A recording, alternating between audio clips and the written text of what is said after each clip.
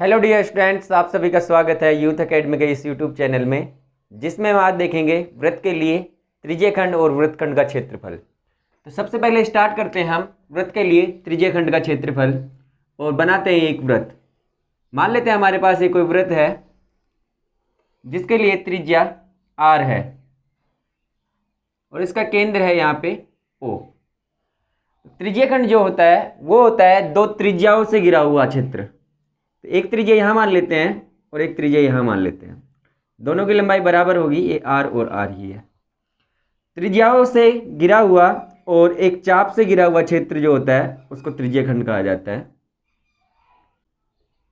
और मान लेते हैं यहाँ पे इस चाप द्वारा इन त्रिज्याओं के साथ केंद्र पे बनाया गया कोण ये थीटा है। ये थीटा है, तो हमको ज्ञात करना है इस त्रिज्यखंड का क्षेत्रफल। तो सबसे पहले देखते हैं हम यहाँ पे दो त्रिज्यखंड बन गए हैं, एक नीचे की तरफ बना है त्रिज्यखंड और एक बना है ऊपर की तरफ। तो नीचे की तरफ वाले त्रिज्यखंड को कहा जाता है, इसको कहा जाता है लघु त्रिज्यखंड।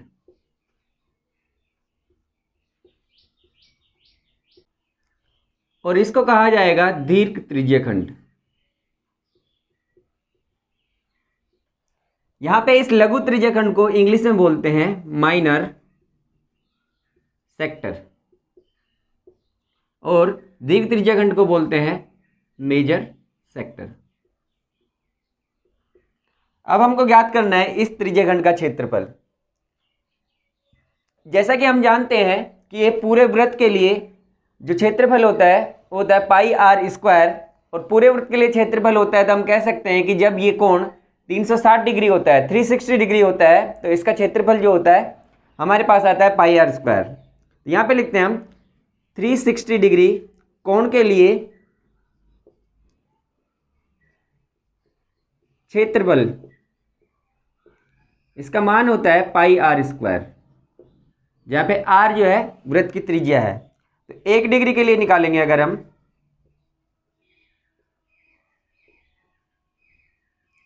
तो ये हो जाएगा पाई आर स्क्वायर बटे 360। और हमको दिया हुआ है ये जो क्षेत्रफल बन रहा है लघु त्रिज्यखंड का क्षेत्रफल, ये बन रहा है थीटा कोण के लिए। तो यहाँ पे लिखते हैं थीटा डिग्री के लिए क्षेत्रफल, ये हो जाएगा पाई आर स्क्वायर बटे 360 गुणा थीटा। तो हमारे पास इस लघु त्रिज्यखंड का क्षेत्रफल आया है पाई आर स्क्वायर बटे 360 गुणा थीटा। और अगर दीर्घ त्रिज्यखंड का क्षेत्रफल निकालना है तो हम क्या करेंगे, पूरे वृत्त के क्षेत्रफल में से इस लघु त्रिज्यखंड का क्षेत्रफल माइनस कर देंगे, तो हमारे पास आ जाएगा दीर्घ त्रिज्यखंड का क्षेत्रफल। तो यहाँ पे हम लिख लेते हैं दीर्घ त्रिज्यखंड के लिए क्षेत्रफल ये होगा पाई आर स्क्वायर जो कि पूरे वृत्त का क्षेत्रफल है, माइनस करेंगे लघु त्रिज्यखंड का क्षेत्रफल जो आया हमारे पास पाई आर स्क्वायर बटे 360 गुणा थीटा। तो यहाँ लिखते हैं हम पाई आर स्क्वायर बटे 360 गुणा थीटा। और ये लघु त्रिज्यखंड का जो क्षेत्रफल आया इसको लिख देते हैं हम यहाँ पे, यह आया हमारे पास पाई आर स्क्वायर बटे 360 गुणा थीटा।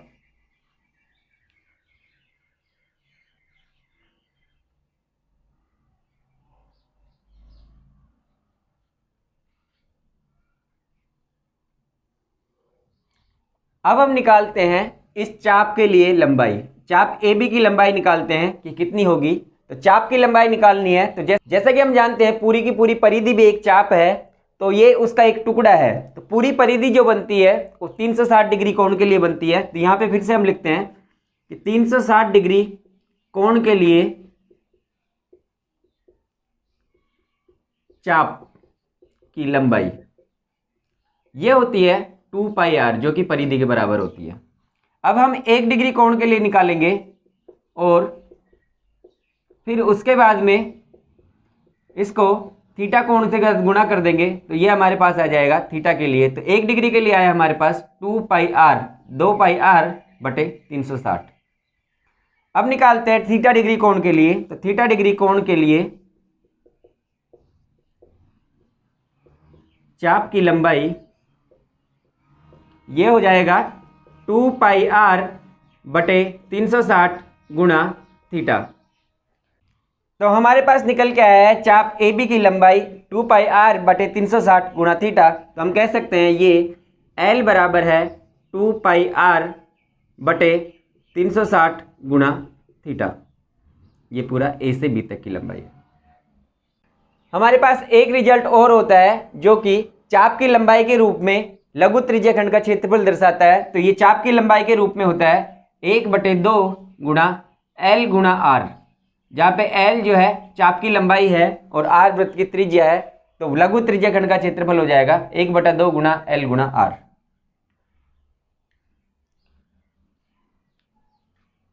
तो स्टूडेंट्स, अभी तक आपने देखा कि हमें अगर कोई वृत्त दिया हुआ है जिसके लिए त्रिज्या R है और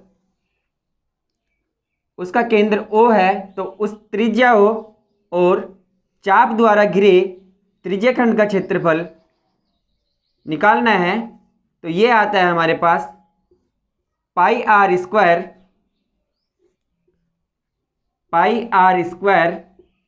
बटे 360 गुणा थीटा। ये होता है हमारा लघु त्रिज्यखंड का क्षेत्रफल। तो यहां लिख देते हैं हम लघु त्रिज्यखंड।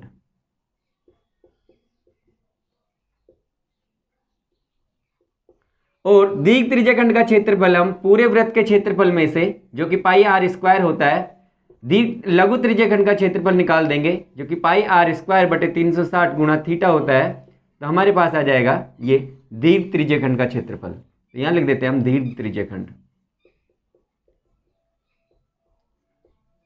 और हमने देखा था इस चाप की लंबाई, ये चाप ए बी की लंबाई निकालनी है अगर, तो ये था हमारे पास L बराबर आया था 2πr, पूरी परिधि में 360 का भाग दे दिया और गुणा कर दिया थीटा के साथ। तो हमारे पास आ गया पूरा पर इस चाप की लंबाई, चाप ए बी की लंबाई, जहां पे थीटा जो है इस चाप द्वारा इन त्रिज्याओं के साथ केंद्र पे बनाया गया कोण है, ये है थीटा। तो इसी चाप की लंबाई के रूप में ही हमने एक और फॉर्मूला देखा था जो था लघु त्रिज्यखंड के क्षेत्रफल के लिए, वो था 1/2 गुणा L गुणा R। तो 1/2 गुणा चाप की लंबाई गुणा R बराबर है इसकी त्रिज्या, ये R है।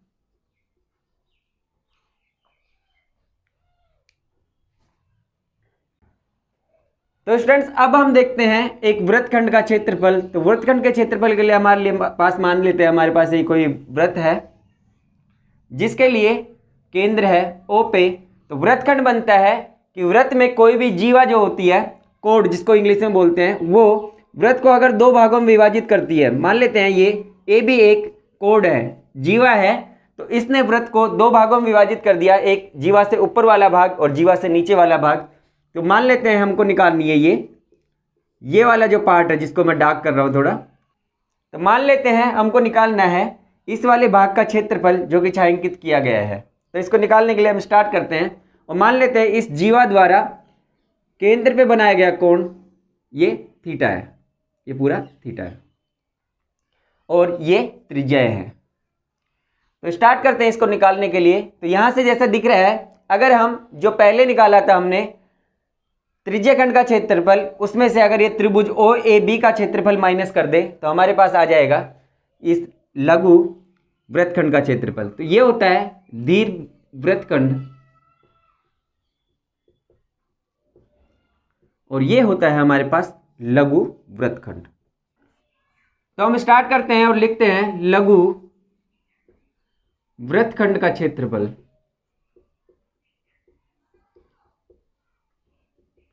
ये आएगा हमारे पास त्रिज्यखंड का क्षेत्रफल माइनस त्रिभुज ओ ए बी का क्षेत्रफल। तो लिखते हैं यहां पे त्रिज्यखंड का क्षेत्रफल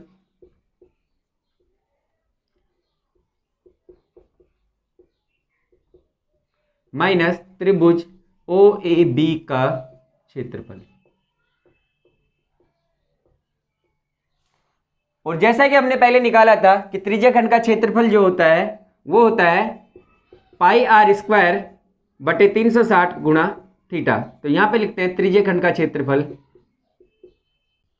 ये आ जाएगा हमारे पास πr² बटे 360 गुणा थीटा।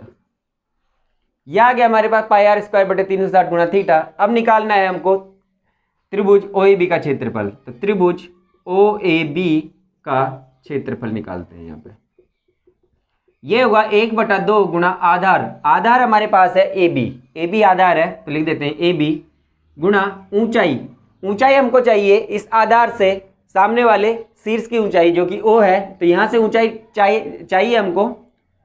तो इसलिए हम क्या करते हैं, इस पे इस ओ से एक लंब डाल देते हैं, मान लेते हैं ये इसको एम बिंदु पे मिल रहा है, ये एम बिंदु है, तो इस लंब की लंबाई ओ एम लिख देते हैं यहाँ पे ओ एम। जब ये इस पे लंब डालेंगे तो जो पहले कोण बना हुआ था थीटा, तो इसको θ/2 और θ/2 में विभाजित कर देगा। अब देखते हैं त्रिभुज का क्षेत्रफल निकालने के लिए हमें चाहिए ए बी और ओ एम। हमारे पास ना तो ए बी है डायरेक्टली ना ओ एम है, तो इनको निकालने के लिए हम लिखते हैं त्रिभुज ओ ए एम में, त्रिभुज ओ ए एम में हम लिखेंगे साइन θ/2। तो साइन θ/2 लिखेंगे तो ये आ जाएगा हमारे पास, साइन थीटा होता है लंब बटे कर्ण, तो साइन के सामने वाली भुजा लंब मतलब कि ए एम है, तो ए एम लिखा बटे कर्ण जो होगा वो ये होगा ओ ए लिख दिया। तो ए एम तो हमको निकालना है, और ए एम जो है ए बी का आधा है, ओ ए आर है, तो यहाँ से ए एम आ गया हमारे पास आर साइन θ/2। इसी तरीके से फिर से हम त्रिभुज ओ ए एम में लगाएंगे कोस θ/2, तो कोस θ/2 हो जाएगा, कोस होता है आधार बटे कर्ण, तो ओ एम बटे ओ ए आ जाएगा, तो ओ एम बटे ओ ए, और ओ एम तो हमको निकालना है क्योंकि ये इसकी त्रिभुज के लिए ऊंचाई है, और ओ ए ये त्रिज्या के बराबर है, तो यहाँ से ओ एम बराबर आ जाएगा आर कोस θ/2, ये लिख दिया हमने। हमको चाहिए ए बी और ओ एम, तो ओ एम तो हमारे पास आ गया और ए एम आया है, यहाँ से ए बी निकाल लेते हैं, तो ए बी जो होगा ये होगा 2 टाइम्स ऑफ, 2 गुना होगा ए एम का, तो लिख देते हैं हम 2r साइन θ/2, ये लिख दिया, इसका 2 गुना किया तो ये आ गया 2r साइन θ। अब लिखते हैं ए बी और ओ एम का मान इस त्रिभुज के क्षेत्रफल में, तो यहाँ पे त्रिभुज का क्षेत्रफल हमारे पास आएगा 1/2 गुणा ए बी जो कि है 2r साइन θ/2, ये लिख दिया हमने 2r साइन θ/2, और ओ एम का मान है r कोस θ/2। तो यहाँ पे इनको लिखते हैं, तो 1/2 ऐसे कैसे रहने देते हैं, r गुणा r स्क्वायर आ जाएगा, और ये बाकी बचेगा हमारे पास 2 साइन θ/2 और कोस θ/2। तो त्रिकोणमिति में एक फॉर्मूला होता है जो होता है कि 2 साइन थीटा और कोस थीटा मिलके हो जाता है साइन 2 थीटा, मतलब कि यहाँ जो कोण होता है उसका डबल हो जाता है, तो यहाँ आधा एंगल है तो इसका डबल 1 हो जाएगा, तो ये हो जाएगा हमारे पास कि r²/2 ऐसे कैसे, और 2 साइन θ/2 और कोस θ/2 हो जाएगा साइन थीटा। अतः लघु वृत्तखंड का क्षेत्रफल ये हमारे पास आएगा त्रिज्यखंड का क्षेत्रफल जो कि है πr² बटे 360 गुणा थीटा, तो ये लिखा πr² बटे 360 गुणा थीटा माइनस त्रिभुज का क्षेत्रफल, त्रिभुज का क्षेत्रफल आया है r²/2 साइन थीटा, ये लिख दिया r²/2 और साइन थीटा। तो इसको हम कर देते हैं बॉक्स में बंद। तो स्टूडेंट्स इस वीडियो में हमने देखा कि वृत्त के लिए त्रिज्यखंड और वृत्तखंड का क्षेत्रफल कैसे ज्ञात किया जाता है और कितना होता है। तो वृत्तखंड का क्षेत्रफल जो आया है हमारे पास ये आया है πr² बटे 360 गुणा theta minus r²/2 sine theta, और इसी में जो लिखा हुआ है ये πr² 360 गुणा थीटा, ये हमारे पास है त्रिज्यखंड का क्षेत्रफल। तो हम अगले वीडियो में देखेंगे कि इन्हीं से संबंधित कुछ एग्जाम्पल्स, और अगर आपको ये वीडियो अच्छा लग रहा है तो अपने दोस्तों के साथ ज़्यादा से ज़्यादा शेयर करें और चैनल को सब्सक्राइब करना ना भूलें। Thank you.